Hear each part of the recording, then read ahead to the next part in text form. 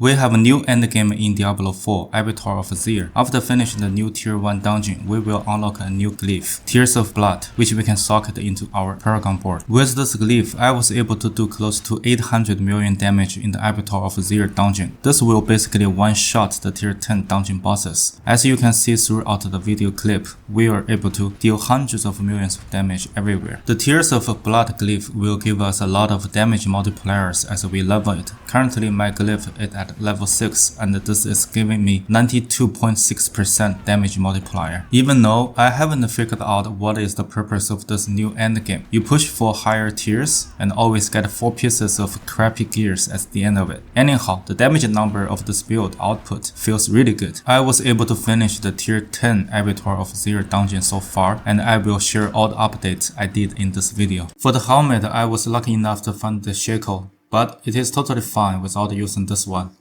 Instead, you can use this unique helmet, which gives you a lot of pretty good damage multiplier, damage stats, and also plus rank to one of the defensive passives.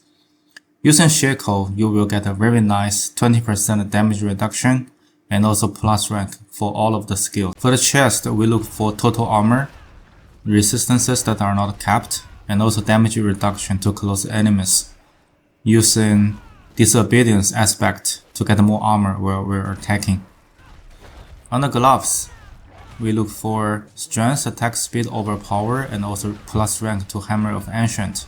And here I put the acceleration aspect here because we're dropping the Berserking Reaping aspect as we're making changes to our skills I will mention later.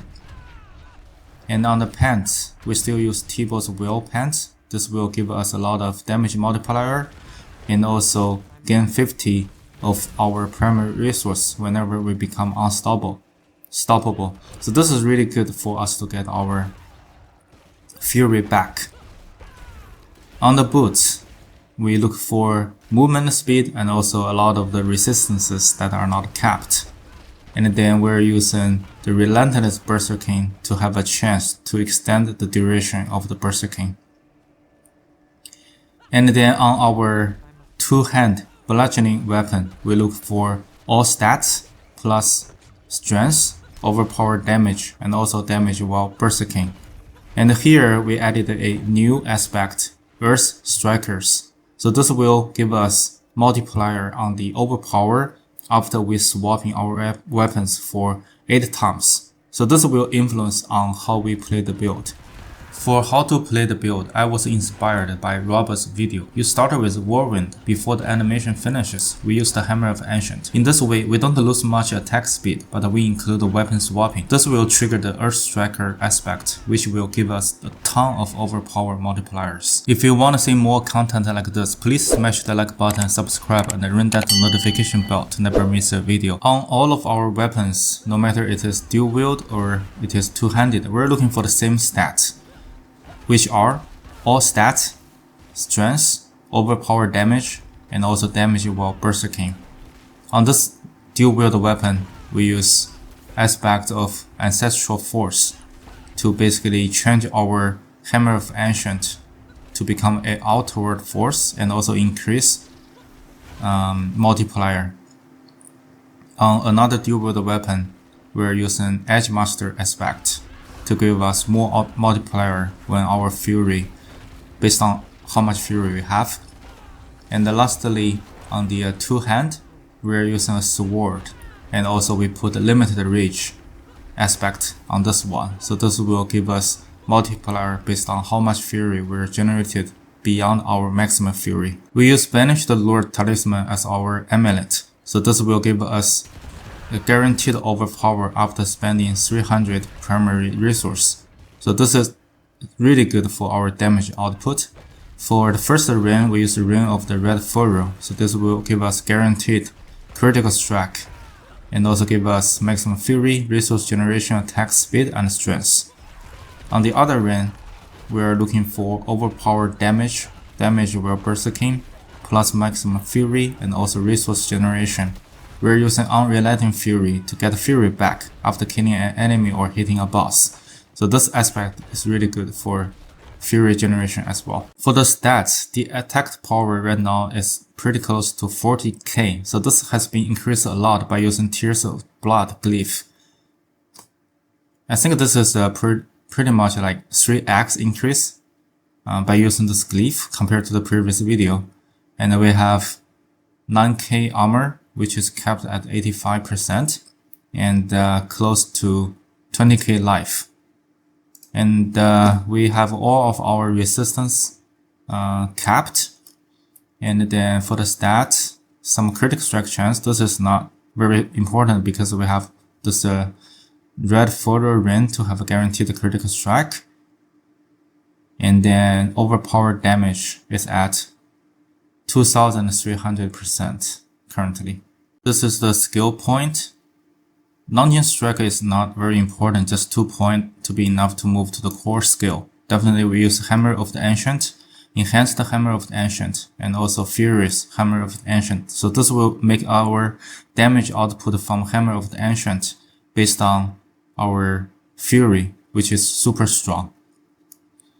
And then moving down to the Shout, we have Rallying Cry, Enhanced Rallying Cry, and also Tactical Rallying Cry to give us more Fury generation. And Challenge Shot to give us damage reduction, and also Enhanced Challenge Shot. Here we made some changes on using Outburst to gain some Thorn, and also put 1 point into Tough as Nails to convert that Thorn into bleed damage. So this will make our enemy bleed, and then we can basically, after we kill them, we can utilize the power of Blood Rage, I believe, which is here. Then we have War Cry to increase our damage bonus, Enhanced War Cry, and also Mighty War Cry to give us more Fortify. And then 3 point into Aggressive Resistance to give us more damage reduction while Berserking, and also 3 point into Prolific Fury to give us more Fury generation while Berserking. And then 3 point into Pit Fighter to give us more damage multiplier. And 1 point in Thick Skin to be able to get 3 point into Counter Offensive to give us even more multiplier based on how much Fortify we have. And then this cluster is really good for damage multiplier for our two-handed weapon, also damage multiplier to our overpowered damage, and 3 point into Concussion. So this is really good to make the enemies stun. While they're stunned, they cannot do anything. And this can also stun the bosses in the Abattoir of Zir dungeon, which is very useful for the fight. And then since we're introducing weapon swapping, so we put 1 point here in the Tempered Fury to be able to get 3 points into Furious Impulse to get more Fury while we're swapping our weapons. And also we use Invigorating Fury to get more life where we're spending Fury. As usual, we use Wrath of the Berserker, Prime Wrath of the Berserker, and also Supreme Wrath of the Berserker to get more Berserker during the fight. And we made 1 change into our key passive. Now we're using Unbridled Rage to increase a lot in our damage, but this will based on more cost of the Fury. So while we're using this key passive, to make sure whenever you are hitting, you should hit on the target. Otherwise, we're basically wasting a lot of our Fury. So make sure of that. We shouldn't have any Fury problem during the fight. We still use two-handed axe expertise to get damage multiplier and also increase the critical strike chance to vulnerable enemies. We use ruby gems on all of our armor pieces to increase our maximum life. And then we also use ruby gems on all of our weapons to give us more overpowered damage. And then on the jewelry, use skull gem as much as you can, because each piece can give us 250 armor, which is super good for defense. And then definitely use other gems. So for example, here I'm using this gem to increase my poison resistance, which is not capped. So just make sure using the gem to cap all of your resistances, and then fit in skull gem as much as you can. For vampiric power, we're using metamorphosis. So this will change our evade to let us become unstoppable and also apply Vampiric Curse to the enemies. When we become unstoppable, remember we're using Tibo's Wield unique pants, so that will give us a lot of fury back. And also when we apply Vampiric Curse together with Prey on the Weak, it will make the enemies vulnerable. And then we use Resilience to get more damage reduction where we're missing our life. And then since we dropped the Warbringer legendary node on our Paragon board, I will mention later, I socked in the Sungeon Brace to get Fortify. And lastly, we use Blood Boil to have guaranteed overpower. The Paragon board remains largely the same as last video. I'll basically leave the link in the description for you to look at the details. From the starting board, we get all of the physical damage node, life load, and some of the armor load. And then we're using Marshal to get a lot of additional armor from these two load.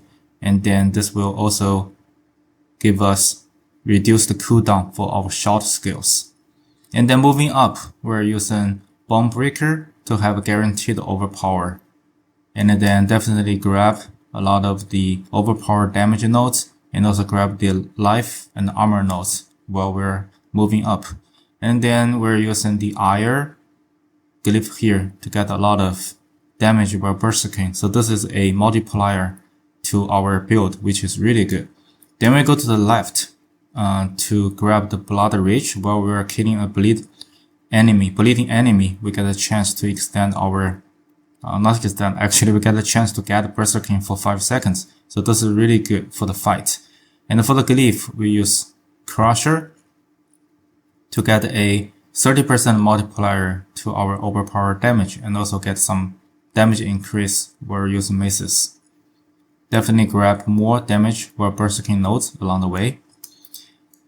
And then we move up to use the Warbringer board. Actually, we made some changes to not getting this legendary node. Instead, we use the Sungeon Brace, Vampiric Power to get Fortify.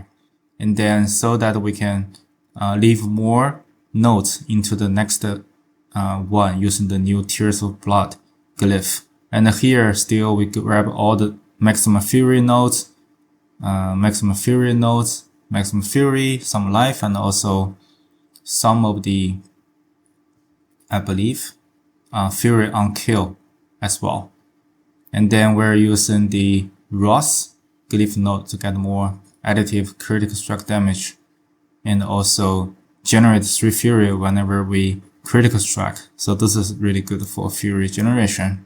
And for the last board, we actually socked in the Tears of Blood new Glyph here and definitely grab all of the core stats here, because for each 5 core stats we're getting, we get a 2% increase damage, which is a multiplier. And currently you can see I have a 92.6 increased multiplier to the damage. So this is insane.